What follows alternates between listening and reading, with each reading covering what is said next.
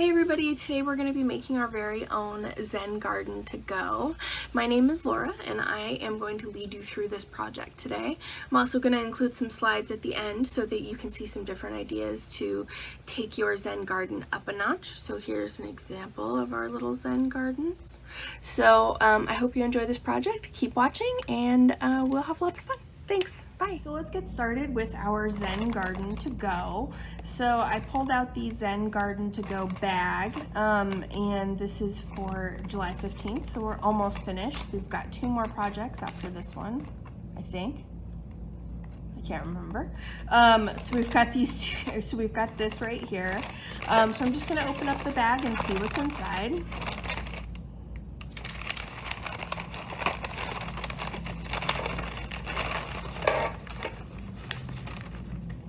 All right, so we have everything for our Zen garden. We have a something like an Altoids tin that we're gonna put our Zen garden inside.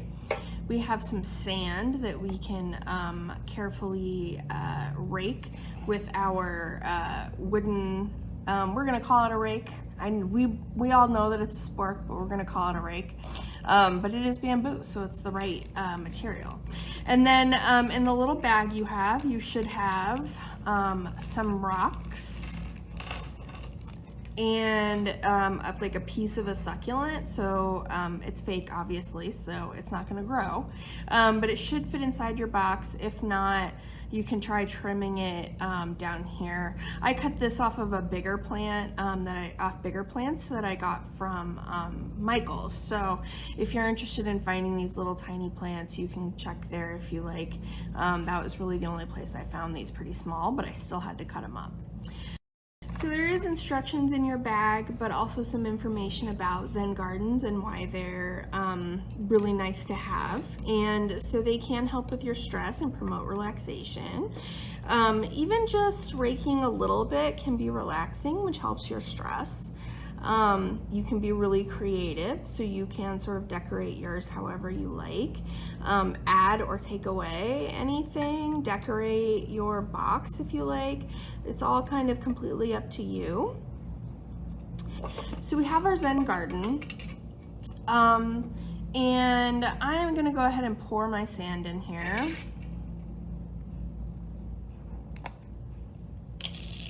It's up to you how much sand you want to put in there.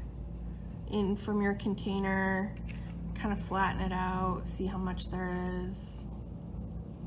I'm just gonna use all mine. So this is also not a very long project, but you can use it for a while afterwards. So this is like very fine, like decorative sand. So like sand that you find, you know, at like the hardware store or whatever, probably is not going to be as fine or as clean. So this is pretty clean sand, so just keep that in mind if you want to make another one of these in the future.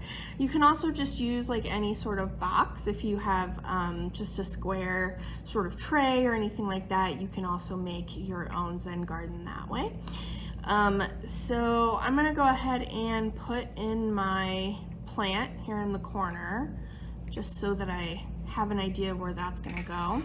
Then we have some different rocks. We have a couple of sort of plain brownish ones, and then I have some pretty different colored ones. We've got some purple and other colors.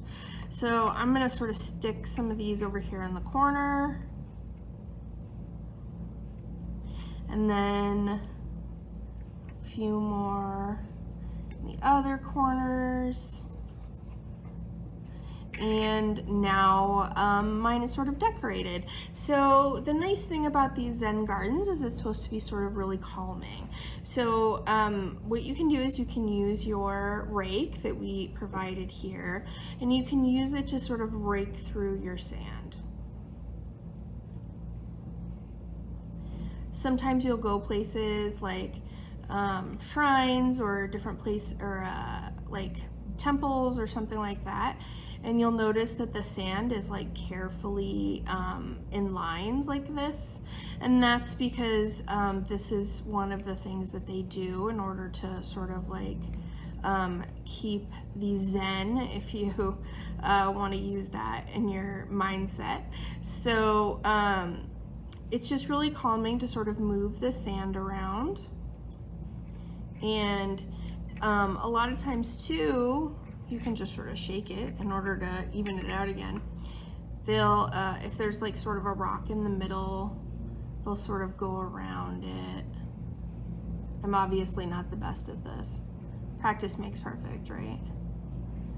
So, and then keep making your lines in there.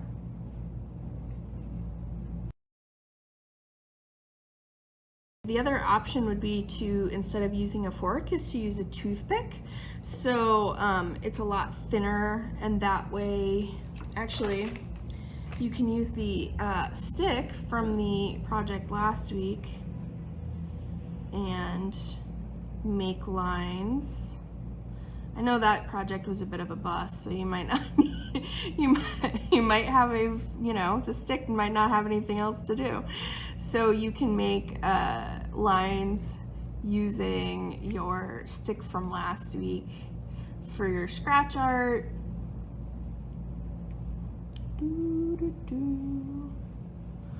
And the more you do it, you'll get better at it. I'm not very good at it because apparently I'm not very zen, but this is a good way to calm down. Things are awfully a little crazy still right now, so this is a good way to sort of like find your center and just relax and you know, let your stresses sort of go away.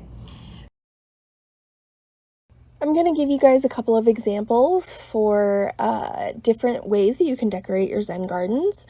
I'm going to throw them up on the screen so you can see them and describe them a little bit. So this first example, they've painted it like a blue, pinkish kind of galaxy way, and then added a little bit of stars, and then wrote "Just Breathe" on there.